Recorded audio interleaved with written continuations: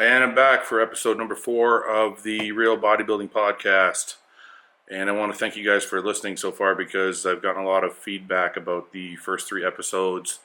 We did some discussions on anxiety, relationships, building a business in bodybuilding, and this week I want to discuss social media and sponsorships and how they relate to each other. I held my Fouad Abiad Championships show this past weekend, and there's a lot of young bodybuilders there. A lot of bodybuilders are wondering about what to do. I got a lot of questions from young guys about what's the best piece of advice you can give me, how do I get sponsored, what should I do to excel in the sport, and these type of questions. So one of the main things I think is lost on the younger generation is social media, and I don't mean in a sense that they don't know what's going on. I mean, social media is a young man's game, right? But I don't know if a lot of young bodybuilders understand what companies are looking for, because when I see young bodybuilders coming up and what they're posting, a lot of it seems random. There's no rhyme or reason to it, and they don't understand that they have to really work at social media to make it part of their business. So I want to get into it a little bit. So first, I'll give you guys a quick update on the arm. I'm still wearing this brace. For those of you guys watching the YouTube version of this, you can see I'm wearing the brace, but I got a 30-degree bend in it so far, and every couple weeks I'm going to increase 20 degrees. So hopefully in about 6 weeks I should be back to full range of motion and ready to train and do everything fully back to normal and ready to strengthen this arm again. But anyway, on to social media. So what I wanted to touch on is this. First, I see a lot of delusion. I actually stood in line behind a girl talking to her mother at FedEx one day, and she was saying her goal was to be a YouTube star. And she had 300 followers, and she posted a photo, and it got 50 likes, and she thought that was incredible. And I think you really have to look around at the landscape and see who is making money, what type of followers actually garner you some money. She was happy, and I overheard the whole conversation. She was happy because some purse company or watch company or something had messaged her and said, we're going to send you some free watches to post on your Instagram. Now, companies don't care. To them, if you have 300 followers, 1,000 followers, 30,000 followers, if they can get you to just post their product, that's extra eyeballs. So it doesn't make you a success if 10 companies come to you and say, will you promote our product? It may make you feel important, but it doesn't mean that you're running a business. It just means that you are promoting their product and you're putting their product in front of more eyeballs. Now, what your goal should be is to be advertising for these companies, but getting your worth, which means if they're going to make money, you're going to make money. And that is the only way that you can call it a business. If you're just promoting products for free and it makes you feel important, that's great. It may make you feel good, but it's not a business. It's a hobby. So first, like I said, I want to go back to delusion. If you have 300 followers, in a company's eyes, that's not important. If you have 5,000 followers, that's not good enough. If you have 10,000 followers, they may look at you depending on the size of the company. But in bodybuilding, if you want a sponsorship and you want to get paid, you're looking at 30 to 50,000 followers, and even then, you may only be looking at $500 to $1,000 a month, depending on the company. For a company in bodybuilding, now every genre is going to be different, but in bodybuilding, I've dealt with some of these companies, and for them to look at you and really want to pay you, there's a few boxes that have to be checked off. First, how many followers do you have? If you have 30 to 50,000 followers, you may be able to ask for some money. Now, it doesn't mean you're able to ask for $5,000 a month. I've run into this because I help some of these companies and I help some of these athletes. Now, some of these athletes will come along with 30,000 followers and say, I want $5,000 a month. That's not going to happen. Okay, not in bodybuilding. You may get 500, 1,000 if you have 30 to 50,000 followers. If you have 100,000 followers, 200,000 followers, 300,000 followers, you may be able to ask for more depending on the size of the company and who you're talking to. But that's only one piece of the equation, is how many followers you have, because you can buy followers, and companies know this, and they have software that can weed out who's buying followers and who's not, and they can see what you're doing. The second part of this equation is the companies look at your interaction. They're going to look and see, okay, he put a post up, he's got 50,000 followers, how many people like the photo? Now, this is going to go in waves. Like for me, for example, when I'm competing, my interaction levels might be a lot higher than they are when I'm not competing, because people are not as interested in what I'm doing just in the off season. So you may see somebody like myself with 300,000 followers who's only getting a couple thousand likes on a photo, but it could be the middle of the off season and nothing interesting is going on. But at the peak of a contest prep, I might get 8, 9,000, 10,000 likes on a photo because people are more engaged in that transformation. So they do take that into account. So they're not just going to look at one photo and say, oh, he only got 300 likes on this photo, he bought all his followers. No, they're going to look at a trend and see what's his interaction rate like. Okay, so that's the second part of the equation. The third part of the equation is, what does the comment section look like? Is it all spam? Is it all negative comments? Is he or she responding to people? Is he or she trying to help people? Is the interaction, the actual interaction in the comments section valuable, or is it just he's ignoring everybody or she's ignoring everybody and there's no interaction at all? This is the third part of the equation. So when you're doing your social media, you have to keep these things in mind. You have to say, okay, I can't just post random photos. I can't just post, okay, I had Subway today, I'm going to take a picture of a sub and post it. That may work once. Somebody might want to know that you eat Subway. Or you post a picture of your shoes or whatever. These things are not valuable. They're okay because people want to know what your personal life is like and the things you like in your life. Okay, he likes Subway, he likes Jordans, he likes Chucks, whatever it is, right? But people want value. Are you entertaining? Okay, if you're not entertaining, are you offering information? If it's not information, are you posting photos that I want to emulate? Like maybe some people have fashion type Instagrams where they're posting different outfits that people can copy. You have to offer something of value. It's not just, I got to post some content, so I'm going to take some random photos and just post them, and my captions are useless. They're just bullshit captions and bullshit photos, and I'm not offering any value. You may actually get a following that way. Could happen. If you're a good-looking guy, good-looking girl, you have a good physique, you could still get a good following doing that. But what's your interaction like? Are people actually commenting on the photo? Are people actually engaging with you about what you posted, or are they just liking it because you're a good-looking guy or girl and that's it? This matters for this reason.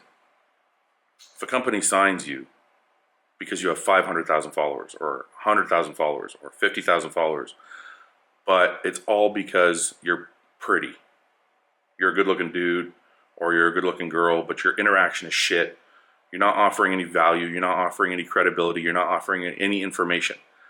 That company knows when they pay you to represent their product, you're not actually going to be able to sell their product. You're just basically eyeballs, which means, okay, I'll give you an example. Let's take supplement company X. They see somebody, he's got a good-looking physique, he's a good-looking face, nice hair, the whole bit, but he offers nothing in the form of information or brains. Like, he's not offering any type of information that people want to follow him for because they want to learn. The company now knows, okay, he's going to eventually have 2, 3, 4, 500,000 followers because he's good looking and he's interesting and whatever. But they also know that he's not going to be able to sell my product because nobody is following him for his intellectual side. They're following because he's good looking or he's got a good physique. So if you want to have companies really value you, you should be not only focusing on how you look appearance-wise in your face or in your physique or whatever it is externally. You should be focusing on how happy are my followers to follow me? Am I commenting back to them? Am I trying to actually interact with them? It's not just a word, interaction. Am I actually trying to interact and engage with them on a daily basis? Am I actually offering them information? Am I telling them how to do the exercises? Am I telling them what to eat? Am I telling them why nutrition is important for XYZ reason? Because then when a company looks, they go, oh, okay, this guy's good looking. He's got a great physique. And he's offering information. And people follow him because he's smart. So now that's like a triple threat. The company goes, holy shit, okay, this guy not only looks good, but people trust him. And if he says, I like this product because it does XYZ, people know he's not full of shit because he's been giving them this information all along. So when you're promoting your social media, when you're promoting yourself, and your goal is to get paid by a company to bodybuild or whatever, or to do social media, you have to keep these things in mind. What am I offering people? Everybody has a strength, okay? I'm not comical, so people don't follow me because, oh, Fouad's funny. I already know what my niche is. People follow me because I'm intense, they want to get some motivation from my posts, or because I'm posting, on the intellectual side, I'm posting why you should do this specific exercise or this specific intensity technique, or why you should eat this food or take this supplement. So I know where my bread is buttered. You have to find what works for you. Maybe you're just really good looking and people are going to follow you because you're really good looking. Maybe you dress really well and people are like, hey, I like that guy's style. I'm going to follow him because I like his style. Maybe you just do crazy shit. Maybe your Instagram is outrageous and people just are like, what are we going to see next? Now, all these things are important when a company's looking at you, okay? But going back to delusion, one of the things I see a lot of in nowadays is, I got 1,000 followers, what are you going to pay me? I've seen these emails. I worked with various companies on trying to get athletes, and I see these emails. I have 5,000 followers, I'd like $2,000 a month. I have 500 followers, I want to be a sponsored athlete. You guys have to understand, it is a very, very competitive world. Not only should you have followers, even if you have 30,000 followers and somebody looks at your page and there's nothing of value there, they may pass because there's somebody else with 30,000 followers right behind you. So, number one, drop the delusion. Okay, there's a lot of good-looking people. There's a lot of good-looking physiques. There is a lot of people with a lot of information. How are you separating yourself? Or maybe you're not separating yourself. Maybe you're doing the same thing other people are doing, but maybe you're doing it just way better. Okay, so, and have some rhyme or reason to your posts. I see people posting like these motivational quotes, and they post like, every day they just post a motivational quote. Company looks at that, they don't see any value. That's not an Instagram. People may follow you because they want motivation. But to a company, that's not any value. There's no value there. Or if you're a girl and you're just posting your fucking ass every day, okay, the company knows, yeah, she's gonna have eyeballs, so we can sponsor her because there's eyeballs there, but we're not gonna pay her what we're gonna pay this other girl that is good looking but also offering information, or she's funny or whatever, because that girl's going to get eyeballs, but people are also engaged. So you have to keep in mind, it's not just followers, it's not just eyeballs when companies are looking, because if you have a lot of eyeballs, you may make $1,000 a month. But if you have a lot of eyeballs and people are engaged and they trust you and they want to listen to you, you may make $4,000 a month. Like, you have to understand that this isn't just a game. You are an advertising tool for these companies. So you have to strategize your Instagram, your Facebook, your YouTube. It's not just whatever I feel like posting today. Kind of think about it. One day, a physique photo. One day, a nutrition photo. One day, an exercise video. And don't do 15 posts in a day. Nobody wants you blowing up their Instagram. That's going to lose you followers. When you're doing stories, don't do, sometimes I see people with stories and they're doing like 40 stories. The majority of people are swiping off of that. 5 to 10 stories. I usually try and keep mine to 3 to 5 unless I have a really interesting day. Some people are going to watch all of them, but a lot of people aren't. You have to keep people engaged. And I'm guilty of not always doing that. Sometimes I post too many exercise videos and stuff like that. And sometimes you have to regroup and see where you're at. So I'm not trying to come at you guys like an expert. I'm just trying to come at you guys from the supplement company side of things, because I know what they look for, and I know what negatives they see, and I know what positives they look at. And I'm trying to get you guys to understand that just because you have a few followers, it doesn't mean automatically that you're going to make money. Now, the other aspect I wanted to discuss is how hard are you working? Because the companies see that. They see your videos. Are your videos all crap? Did you invest in a decent camera? Do you have somebody helping you film? Do you have a microphone? Are you trying to work the lighting properly? Or are you just posting random stuff? Like, you have to look like you've invested some time. Do you have a blog? Do you have a YouTube page? Are you investing in putting out decent video? Are you writing blogs that people want to read? Do you have a website? All these things show work ethic. Nobody really goes to websites anymore. Not a lot of people read blogs. YouTube is very popular now.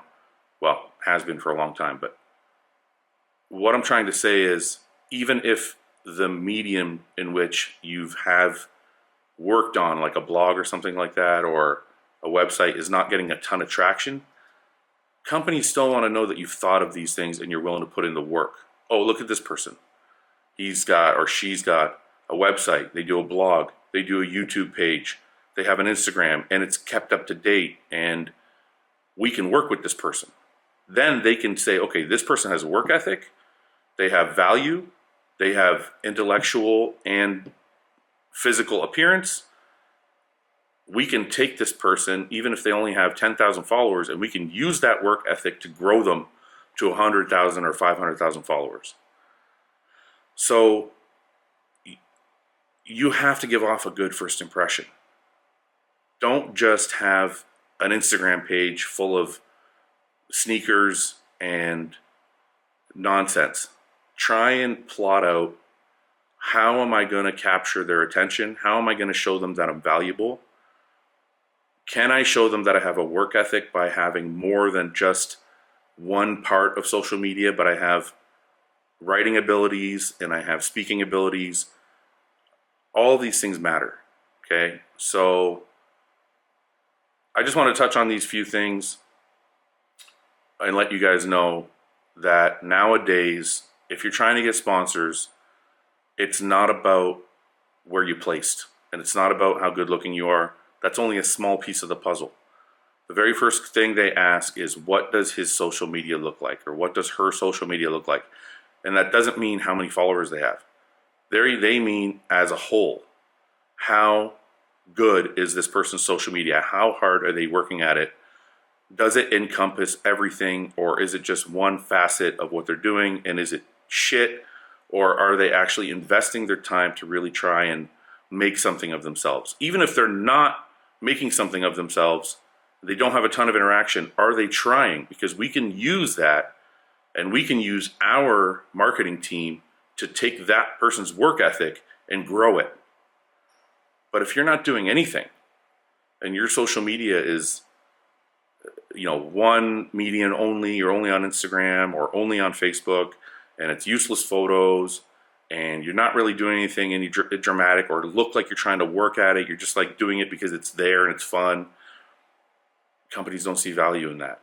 They want to see you put effort in, and you took the initiative to try and really make something of your social media that's different from everybody else, or the same but better. Like, you've really honed it into something that you can call it your own. So guys, for all of you coming up, if you want my advice outside of training, the number one thing for you guys to work on outside of training and nutrition is work on your social media. And that doesn't mean just go buy a bunch of followers. It means take your time, hone your craft.